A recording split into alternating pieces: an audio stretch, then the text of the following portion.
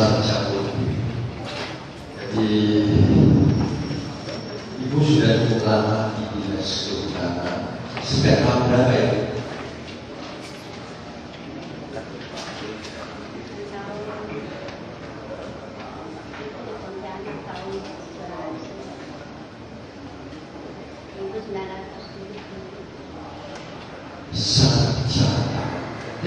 Dari 77 berarti mulainya dunia perkaryaan Ibu sudah bertugas bekerja. Apakah Ibu masih mengetahui atau mengingat sejak tahun 80-an Telkom ini begitu banyak HPH Yuntas, Daya Besar, Ibu Tani, kemudian Pak NT, Bumi Raya, Cuaca, sebagainya, kalau tidak sedang dan sebagai besar sekarang sudah tidak beroperasi kecuali alas khusus makhluk dan masih eksis dan sangat eksis. Yang lainnya sudah tidak. Jadi sebagai besar daripada perusahaan tersebut sudah tidak beroperasi. Apa Ibu tahu perusahaan-perusahaan yang tidak beroperasi itu masih ada tunggakan sisa kewajiban terhadap pemerintah Kabupaten Ketapang atau semuanya sudah lunas? Kalau yang itu saya tidak tahu karena saya menangani baru dari tahun 2001. Jadi yang di bawah itu saya tidak tahu karena saya waktu itu masih staf biasa, jadi saya tidak tahu. Tahun 2003 atau berapa tadi? 2005 itu baru itu ya. Jadi di situ apa? Berjalan lagi juga. Pertanyaan itu ada nggak perusahaan-perusahaan seperti itu menunggak kredit itu pada waktu itu? Waktu Ibu menjabat? Saya tidak ada. Nggak ada. Yang waktu saya pegang tidak ada. Nggak ada yang menunggak pada waktu itu perusahaan-perusahaan.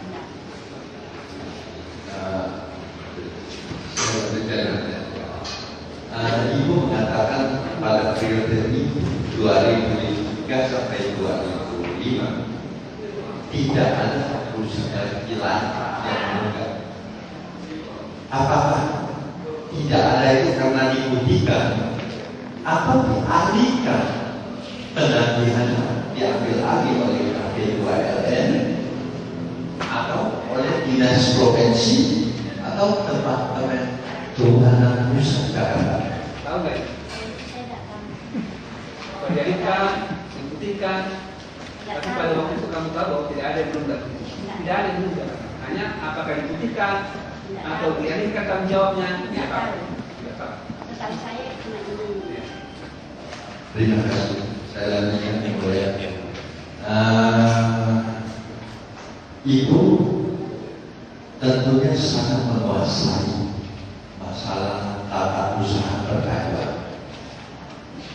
Setiap izin usaha yang diberikan oleh dinas kehutanan tentunya ada petugas pula dari dinas kehutanan yang ditugaskan oleh kepala dinas atau dinas kehutanan untuk bertugas di lokasi di mana perusahaan itu beroperasi, dan itu harus menetap di sana untuk sebagai pengawas, namanya P2LKP.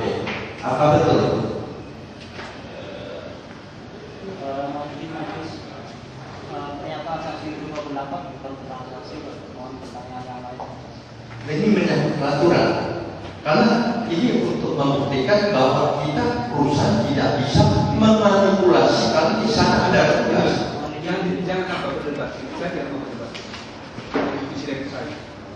Ada nggak memang petugas kehutanan di situ? Itu ada pertanyaan. Di sekitar lokasi yang ada izin apa nih? Ada. Ada. Terus ada pertanyaan. Terima kasih. Jadi di lokasi itu selalu ada petugas P2LKP yang berdomisili di lokasi di mana perusahaan itu beroperasi.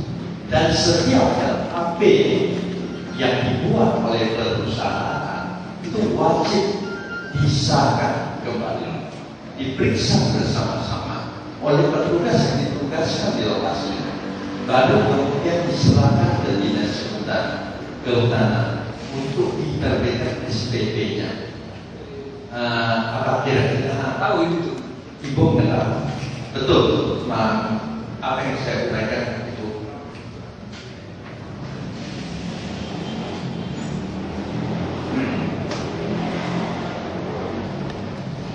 Tahu.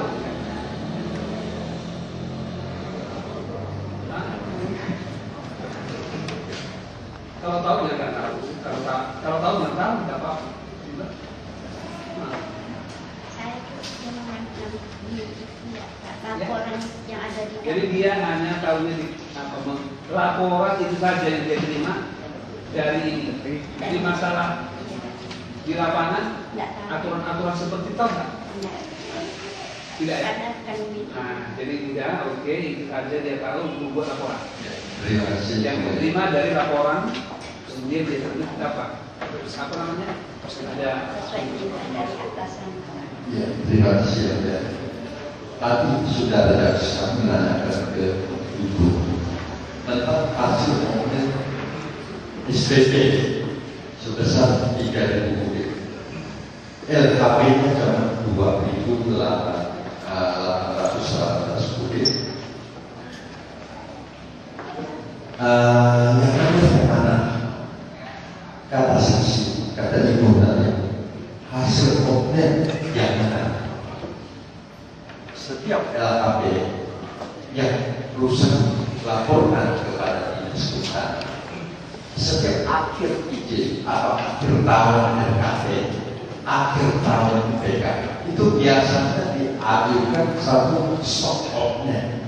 Stock audit itu pemeriksaan tahunan, di mana itu untuk tutup buku. Itu kepala dinas yang menegaskan. Mohon langsung ke pokoknya aja, pertanyaannya apa? pertanyaannya apa? Langsung aja pertanyaannya.